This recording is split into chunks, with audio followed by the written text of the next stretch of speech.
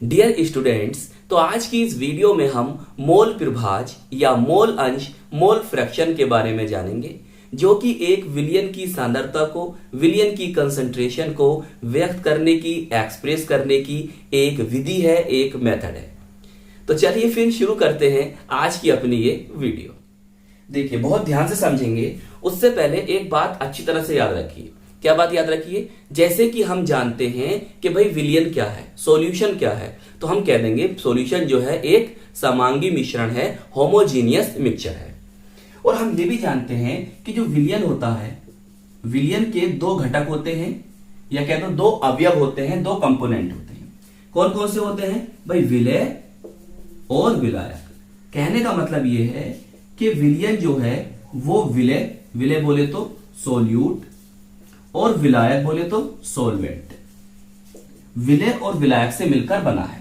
भाई विलयन जो है किससे मिलकर बना है? विलय और विलायक से। तो इस बात को याद रखिए कि विलयन के दो घटक होते हैं, दो अवयव होते हैं, दो कंपोनेंट्स होते हैं। कौन कौन से? विलय और विलायक।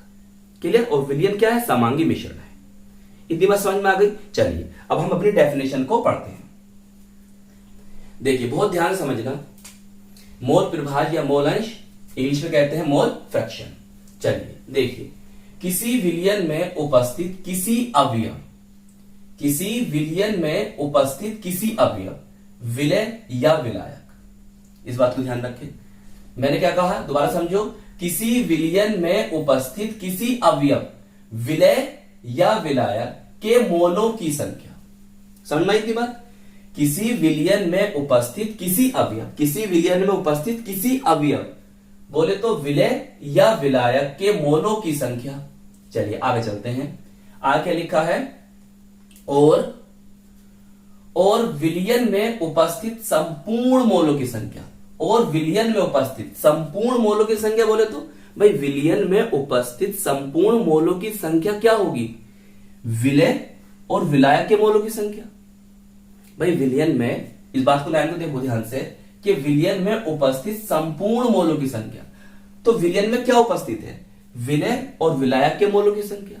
तो मैं ये भी कह सकता हूं कि विलयन में उपस्थित विलय और विलायक के मोलों की संख्या, या आसानी से कह दो क्या? विलयन में उपस्थित संपूर्ण मोलों की संख्या के अनुपात को उस विलयन में उस अवयव की, उस विलयन में उस अवयव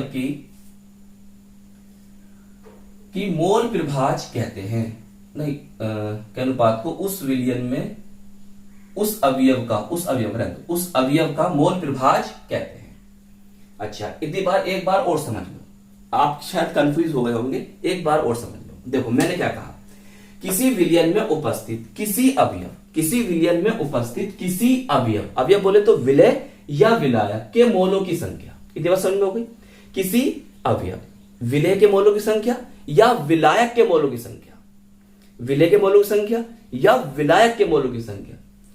विलयन में उपस्थित संपूर्ण मोलों की संख्या, विलयन में उपस्थित संपूर्ण मोलों की संख्या बोले तो विलय प्लस विलायक दोनों के मोलों की संख्या के अनुपात को, देखो, के अनुपात को उस विलयन में उस अवयव का विलय या विलायक का मोल प्रभाज कहते हैं। क्लियर हो गई? अच्छा, इसे हम इसे बोलते हैं काई, जो एक्स की तरह लग रहा है लेकिन एक्स नहीं है। क्लियर? इसे काई से प्रदर्शित करते हैं।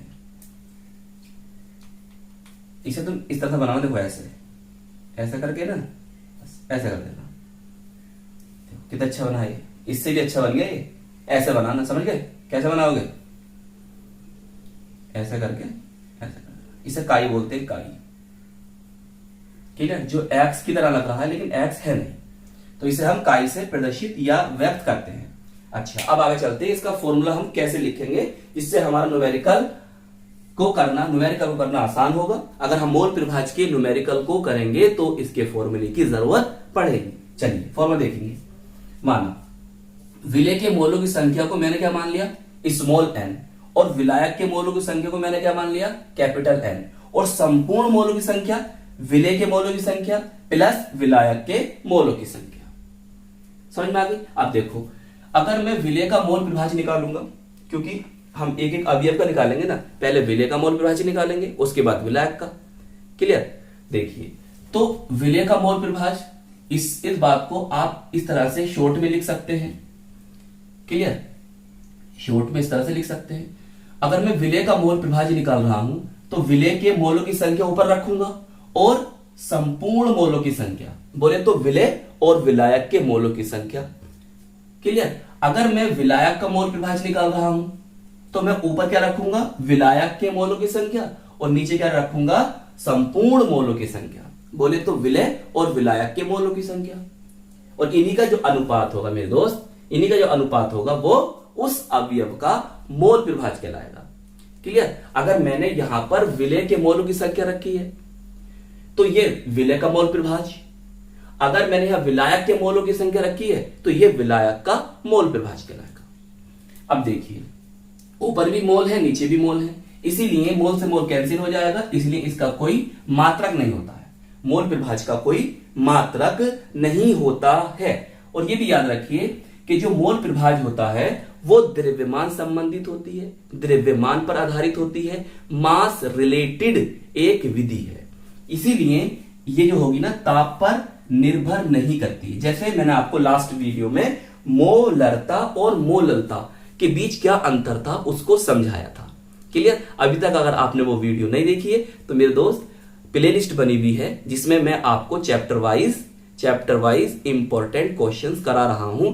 तो उस चैप्टर में जाइए, विलियन चैप्टर है भाई, आपका चैप्टर पहला कौन सा? विलियन है। उस सीरीज में जाइए, उस प्लेलिस्ट में जाइए और वहां से आप सब वीडियो देख सकते हैं कि विलियन चैप्टर में कौन कौन से टॉपिक, कौन कौन से क्वेश्चंस इंपॉर्टेंट है। क्लियर? वहां से आप अगर चाहो तो नोट भी कर सकते हो और अपना एक बेहतरीन नोट्स भी बना सकते हो। और ये क्वेश्चन जितनी भी मैं आपको करा रहा हूं ये आपके एग्जाम में पूछे गए हैं। तो आज का हमारा जो क्वेश्चन था, आज का जो हमारा टॉपिक था वो क्या था? मोल प्रभाज्य, या हम कह सकते हैं मोल अंश, या कह सकते हैं मोल भिन्न, या इंग्लिश में कहते हैं मोल फ्रैक्शन। क्लियर? तो आई होप आपको इसकी डेफिनेशन भी क्लियर हो गई होगी। मैंने बहुत आसानी से, आसान लफ्जों में, आसान वर्ड्स में यहां पर लिखी है और फिर मैंने आपको समझाया भी। क्लियर? फिर मैंने आपको फॉर्मूला कैसे आपको बनाना है, विलय का मोल प्रभाज्य निकालेंगे तो फॉर्मूला क्या होगा मैंने आपको समझाया। विलायक का मोल प्रभाज्य निकालेंगे तो क्या फॉर्मूला होगा मैंने आपको समझाया। इसका कोई मात्रक होता नहीं है और ये ताप पर निर्भर करती नहीं है। क्लियर? तो आई होप ये क्वेश्चंस आपको अच्छी तरह से क्लियर हो गया होगा। जैसे मैं आपको एक बात और बताऊं, देखिए बेटा, चैप्टर वाइज जितनी भी रिएक्शंस आपके एग्जाम में पूछी गई हैं और अदर जितनी भी इंपॉर्टेंट रिएक्शंस हैं उन सब की मैंने एक प्लेलिस्ट बना दी है चैप्टर वाइज। तो आप मेरी प्लेलिस्ट में जाएं चैनल की और वहां पर आप अपने चैप्टर को देखें और अपनी तैयारी को बेहतरीन से बेहतरीन बना सकते हैं। और उनका देखो रिएक्शंस के नोट्स बना लो, मैंने नेम रिएक्शन भी आपको करा दी है, आप प्लेलिस्ट में जाकर देखें। क्लियर? तो हम मिलेंगे आपको इसकी नेक्स्ट वीडियो में। All the very